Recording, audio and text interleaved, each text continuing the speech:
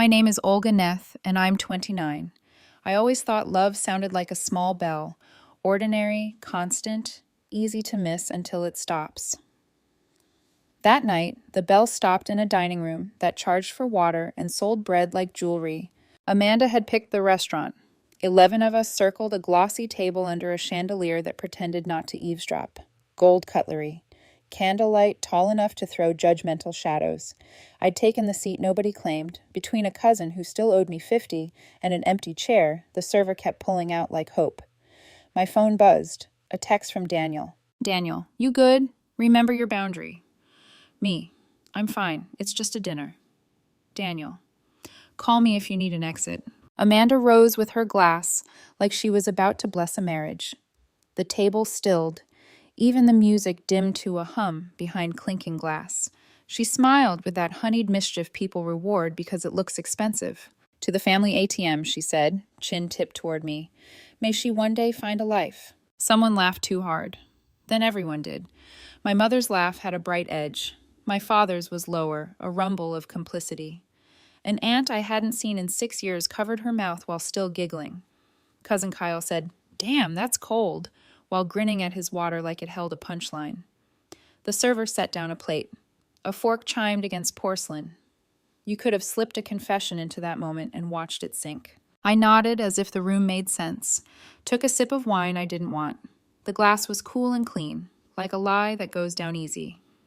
In my mind, something old slid into place. All those nights wiring money while Amanda posted road trips she didn't fund. The cheerful, "You're the best" texts that felt like receipts.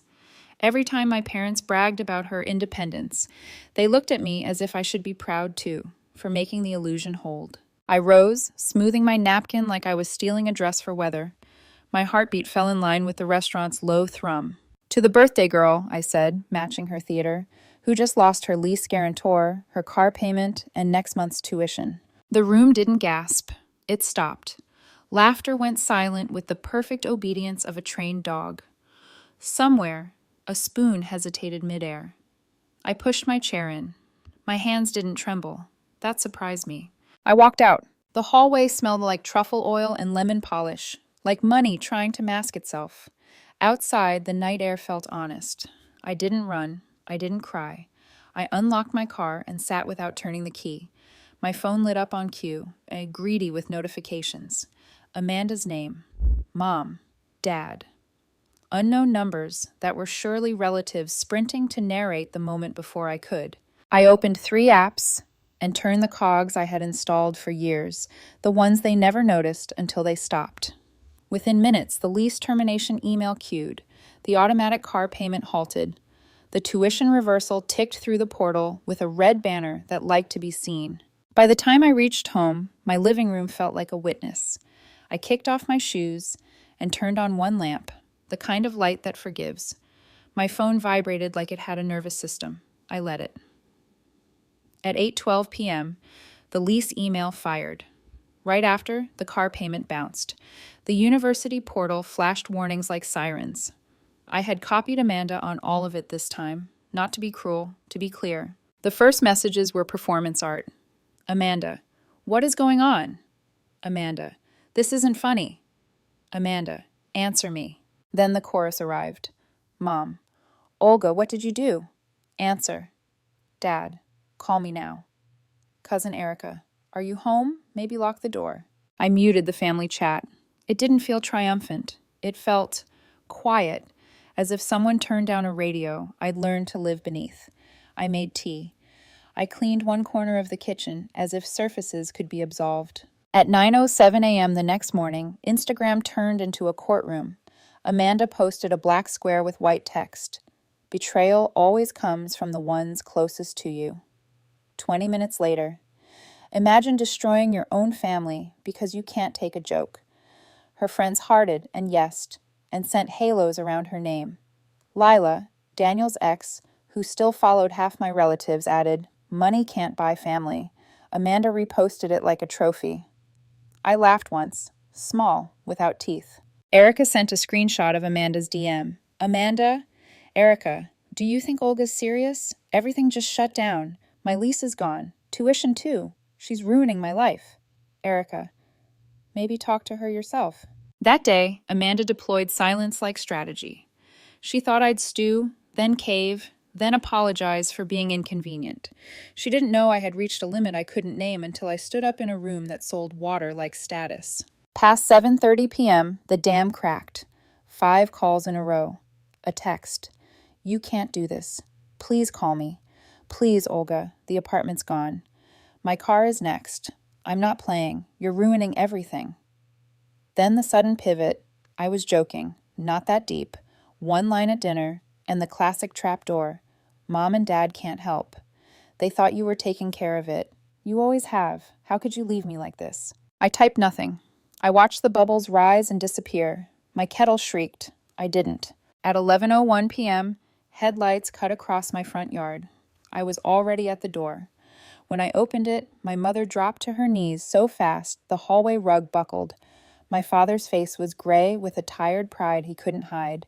He nodded along with her pleading like punctuation. Olga, my mother said, voice splintering, don't do this to your sister. She'll lose the apartment. She needs the car. School is important. You can't... She swallowed her next word. Can't was always a dare in our house, not a boundary. I let them in. They clutched at reasons like driftwood. Didn't I care? Wasn't Amanda young? Didn't I know that jokes are just jokes? I cared for 4 years, I said softly. Rent, tuition, food, insurance, credit cards she forgot she opened. And every time you thanked her for being independent, you toasted her for making it work. You turned me into a punchline tonight and expected me to smile while you poured more. They blinked, twin metronomes out of sync. My father tried for the low rumble. You're overreacting. My mother reached for mercy without offering it. She's still figuring things out. No apology arrived, not even a counterfeit one. They stayed until nearly 1 a.m., waiting for a version of me I had apparently retired at dinner. When they left, the house was so quiet that I could hear my heart relocate. Not guilty, free. I muted every group chat. The phone shook itself toward the edge of the table, then gave up. I already knew the cycle. Anger, panic, guilt, silence. Me. Not tonight. Before I slept, Daniel texted, Daniel, proud of you. I know that wasn't easy. Me. It was overdue. Daniel. I'm here. Sleep. I turned off the lamp. In the dark, a memory flickered. 12 years old. Amanda crying because she'd blown her allowance on glitter sneakers. Mom told me, you're the responsible one, Olga. Help your sister. I did. That bell I mentioned? It started ringing then and never stopped. Until the toast. Outside, the street was unremarkable and kind. Inside, I let the bell rest. I didn't know that tomorrow would bring balloons and a banner with the wrong words.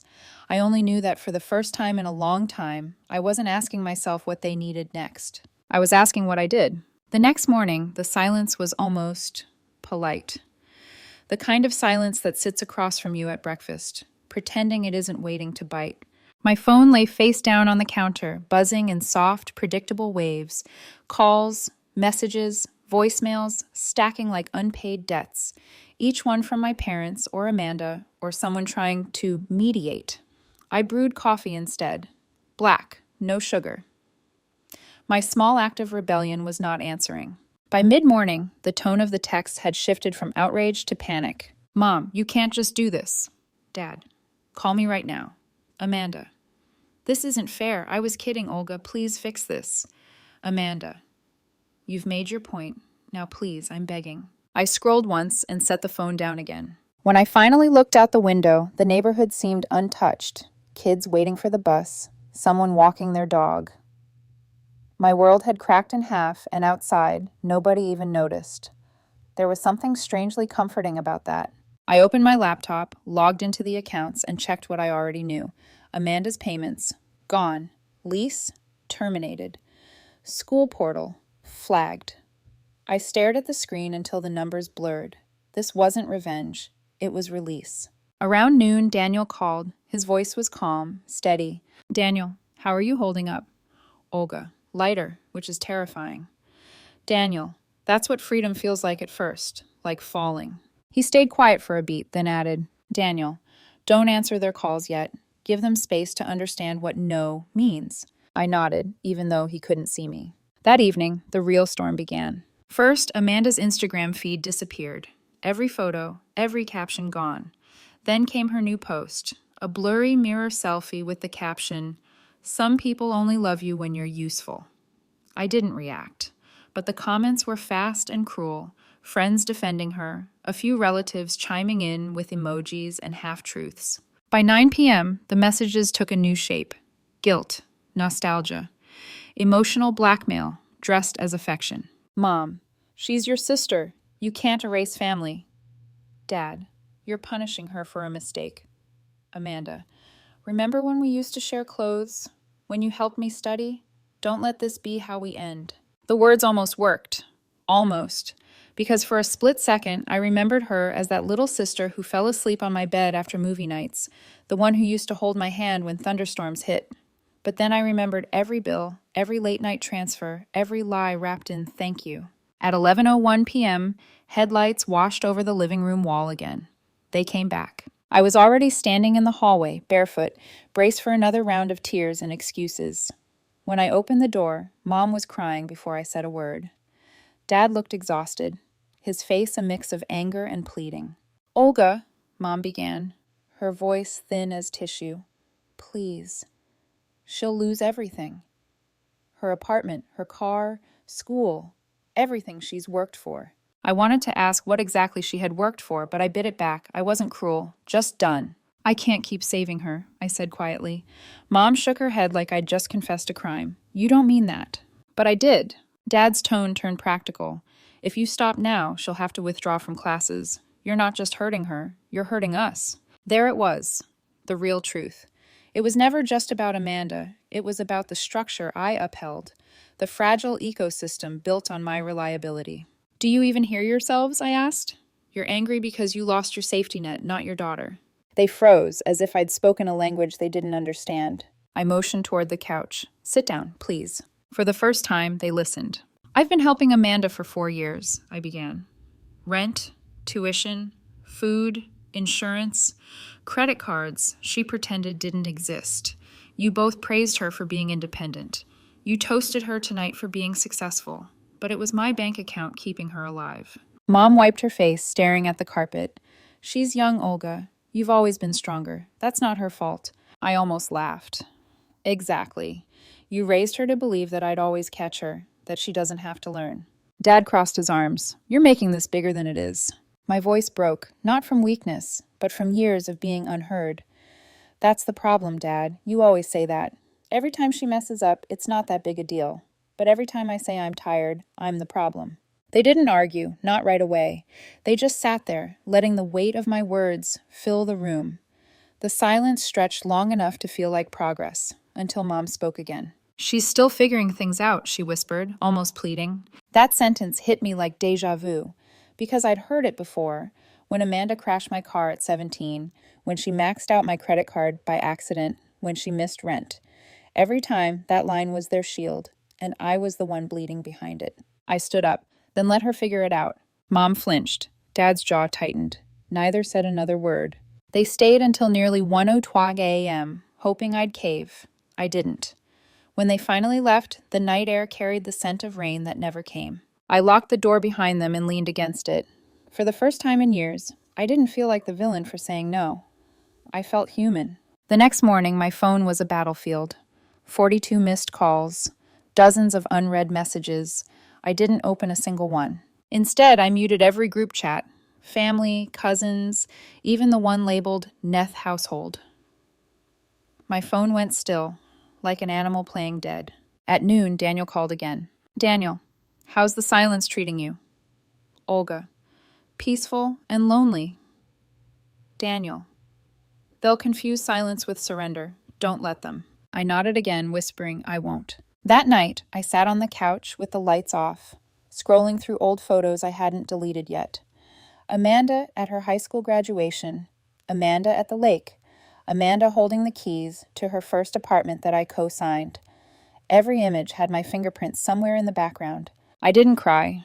I just whispered a small goodbye to the girl who thought being needed was the same thing as being loved. Outside, thunder rolled somewhere far off. Inside, I realized this wasn't the storm. It was just the start of the calm before one. A week of silence followed. No calls, no messages, not even a guilt-ridden quote on Amanda's Instagram story.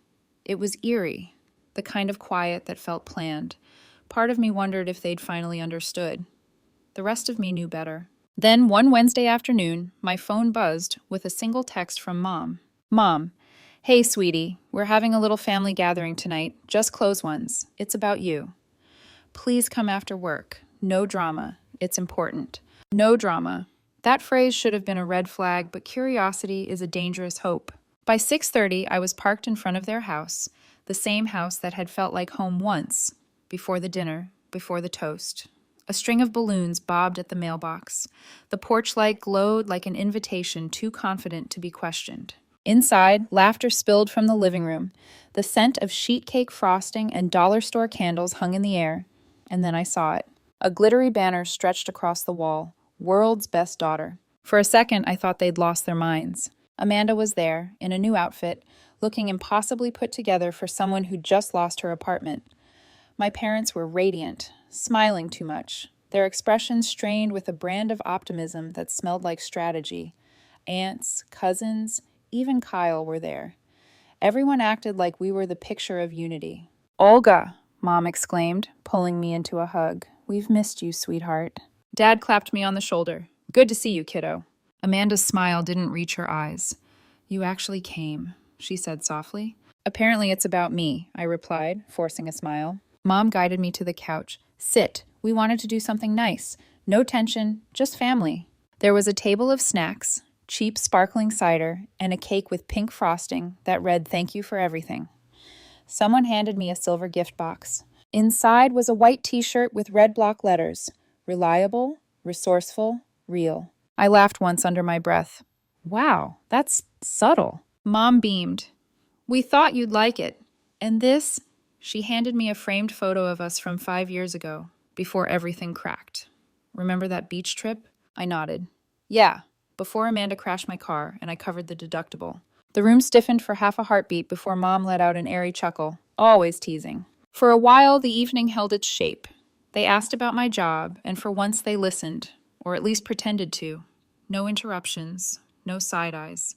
I let myself believe it for a few fragile minutes, that maybe this was real, that maybe they'd finally seen the weight I carried. But peace doesn't last long in that house. As plates emptied and conversation thinned, Dad cleared his throat. "So, Amanda's rent is due soon." I froze. The way he said it, casually, as if mentioning the weather. Amanda stared at her lap. Mom reached for my hand. "We were hoping you might reconsider helping, just until she finds something better." There it was, the ask, wrapped in a party. My chest went cold. "So that's what this is." Mom's eyes watered instantly. "No, honey, we just thought, since you're doing so well and she's struggling—" "Stop!" My voice cracked sharp enough to cut through the air. "You threw me a party to soften me up?" Dad leaned forward. "Olga, you've always been the dependable one. We thought we could count on you." The words "dependable" and "count on you" had once been compliments. Now they felt like shackles. Across the room, Aunt Marta muttered under her breath, "They only celebrate you when you're useful." I looked at her. She didn't meet my eyes. I stood slowly, the framed photo still in my hand. "You know what? Keep the picture. You need the memory more than I do." Mom stood too, panic flashing in her eyes. "Olga, please don't walk out again. We're trying—" "Trying what?" I asked. "To make manipulation look like love?" Dad's voice turned cold. "Watch your tone." I almost laughed. "You don't get to discipline me anymore." The room fell still. Every fake smile vanished. I set the box and photo on the table, smoothed my blouse, and walked toward the door. Just before I left, Amanda said quietly, "I didn't ask them to do this." I turned back. "No, but you didn't stop them either." I opened the door. Cool night air swept in like mercy. Outside, I saw my cousin Erica leaning against her car, waiting. She looked at me with a kind of pity that wasn't cruel, just tired. "They only celebrate you when you're useful," she repeated softly. I nodded. "Yeah, I'm done being useful." She gave me a small nod of approval. "Good. Let them learn what silence costs." As I drove away, my phone buzzed, a text from Daniel. "Daniel, how bad was it?" Olga. "They threw me a party." Daniel. "That sounds bad." Olga. "They called it a celebration. I call it rehearsal. They'll try again, with paperwork next time." He replied with a single word. Daniel, ready. And I was. The next round wouldn't come with cake or balloons. It would come with numbers, please, and fine print. And this time I'd be the one holding the pen. It took exactly 2 weeks. 14 quiet days of pretending the silence meant peace. Then, on a gray Saturday morning, I heard the knock. 3 sharp raps, my father's rhythm. Precise, unapologetic. When I opened the door, both of them stood there. No balloons this time, no cake. Just a manila folder clutched in Dad's hand and a look of exhausted resolve on Mom's face. "Can we come in?" he asked. I didn't answer, I just stepped aside. The living room smelled faintly of coffee and defiance. They sat on the couch like visitors in a museum, careful not to touch anything, as if I'd charged them for fingerprints. Dad set the folder on the coffee table and opened it. Bills, notices, a printed email about Amanda's eviction, a tuition statement stamped unpaid. Mom's voice was brittle. "She's drowning, Olga. She can't do this without you." I stayed standing. "She was never supposed to do it with me." Dad sighed. "You've made your point. You were angry. We get it. But it's gone too far. She's lost almost everything." "Not everything," I said. "She still has you." He ignored the jab. "We just need some help getting her back on track. Not forever. Just a loan, maybe 20,000, to cover the essentials. Rent, school, car." I nodded slowly, as if considering it. Then I excused myself to the office. When I returned, I held a thin folder of my own, a clean sheet of paper, neatly typed, and 2 pens. Dad frowned. "What's this?" "A loan agreement," I said. $20,000, payable in 24 months, no interest, signed by Amanda and one of you as guarantor. Mom's hand flew to her chest. "Olga, you want us to sign a contract to help your sister?" "Yes." "You can't be serious." "I'm done doing things that aren't serious." Dad's voice hardened. "We're your parents." "And I'm your daughter," I said evenly. "A daughter you've treated like a credit line. If you want help, this is how it happens. From one adult to another on paper." Mom stared at me like she was seeing someone she didn't recognize. "What happened to you?" I smiled faintly. "You did." The silence that followed was sharp enough to hum. Dad finally stood up, face flushed. "You've become cold, Olga. Calculating. Is this how you repay everything we've done for you?" "What exactly did you do for me?" I asked. "Because from where I'm standing, every favor came with a receipt." He opened his mouth, then closed it again. They left a few minutes later, anger trailing behind them like smoke. That night, I half expected the phone to explode with guilt texts, but it didn't. Just one message, at midnight, from Mom. "Mom, I don't even know who you are anymore." I didn't reply. 3 days later, she came back, alone. No folder, no speech rehearsed, just red-rimmed eyes and trembling hands. Without a word, she sat down, pulled the contract toward her, and signed it. Her handwriting shook so badly that the pen scraped the paper like a confession. She didn't look at me when she asked, "Will you really send the money?" "Yes," I said, "tomorrow morning." She nodded. "Thank you." And then she left. No hug, no apology, just the sound of her shoes fading down the hall. The next morning, I wired $20,000 to the account listed on the contract. A clean transaction, no message attached. For a moment, I stared at the confirmation screen, waiting for a feeling. Relief, regret, anything. But there was nothing. Just the soft hum of finality. Weeks passed. No updates. No thank you. No repayment yet, though it wasn't due. Amanda resurfaced on Instagram. Same recycled captions, same resilience posts. Real ones don't break, they rebuild. Some storms come to clear your path. Her friend commented, "Yes, Queen, bounce back." I scrolled past, numb. Because I knew the truth. I was the bounce. My parents didn't reach out either. Their silence was mechanical, polite, deliberate. It wasn't that they'd cut me off. It was worse. They'd frozen me out, like deleting a number without blocking it, keeping the door technically open but spiritually locked. One night, Daniel found me staring at my phone, unread messages open like ghosts. "Daniel, you look like you're waiting for something." Olga. "Maybe an apology, or proof they care." Daniel. "You'll die waiting for that." He was right. I tried to sleep, but the quiet was thick with what-ifs. What if Mom had signed just to shame me? What if Amanda never intended to repay a cent? What if I'd crossed a line I couldn't uncross? But as dawn light slipped across the wall, I realized something simple. The line had always been there. I'd just finally stopped stepping over it for them. When I checked my email that morning, there was one new message from the bank. Transfer complete. No other notifications followed. Not from Amanda, not from my parents. Just peace, and the faint hum of a boundary finally holding. 2 months later, the knock came again, but this time it wasn't my parents. It was Amanda. I saw her through the peephole first. Designer jacket, fresh manicure, a new phone in her hand. She looked radiant, untouched by consequences. I opened the door halfway. "Hey," she said, her voice careful, sugar-dipped. "Can we talk?" I didn't answer. She took that as a yes and kept going. "I know things got messy. I said some things I didn't mean. We both did. But I just need a little extra help, just for a month." The word extra landed like a stone. I looked her up and down. The new shoes, the glossed lips, the casual entitlement in her tone. "You signed a loan agreement," I said quietly. $20,000. Payable in 24 months. That's enough help. She laughed softly, as if I'd missed the point. "I'll pay it back. You know I will." "No," I said. "I actually don't." The smile faded. "Wow, you've really changed, Olga." I nodded. I had to. She exhaled sharply, scoffing as if wounded. "Fine, whatever. Don't pretend you're the victim. You made your statement. Congratulations." Then she turned to leave. For a moment, I almost called her back, old habits tugging at my throat, but I didn't. Instead, I closed the door quietly, letting the click echo like closure. 2 days later, I opened my banking app and transferred $3,000 to my mother's account. No message, just the number. My final gift. Then, a minute later, I sent one last text. "Olga, don't ever ask me for anything again."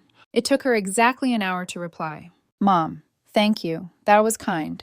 We won't bother you again." Cold. Transactional. Like a receipt. And that was the moment I knew I'd stopped being family. Now I was just a former benefactor. Weeks passed, then months. The repayments began, on time, exact to the dollar, emotionless. Every 30 days, a small deposit appeared in my account with the memo, loan payment.